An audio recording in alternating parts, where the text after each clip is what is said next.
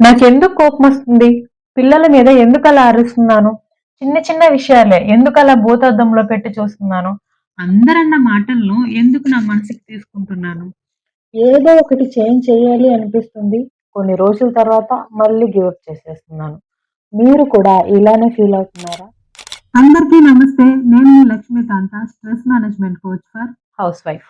ప్రతి house wife ఈ ప్రశ్నల్ని తమ మనసులో ఒక్కసారి కాదు, రోజు అడుగుతూనే ఉంటుంది. ఇది మీ బలహీనత కాదు, మీ తప్పు కూడా కాదు. మీరు రోజంతా అందరి కోసం జాగ్రత్తలు తీసుకుంటూ ఉంటారు.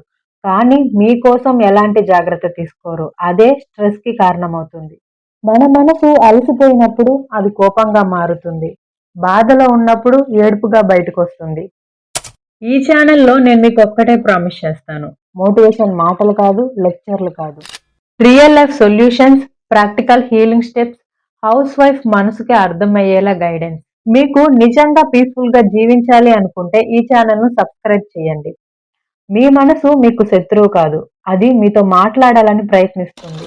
Welcome to stress free happy life. ఈ వీడియో మీ మనసుని టచ్ చేస్తే కామెంట్‌లో మీ టూ అని కామెంట్ చేయండి.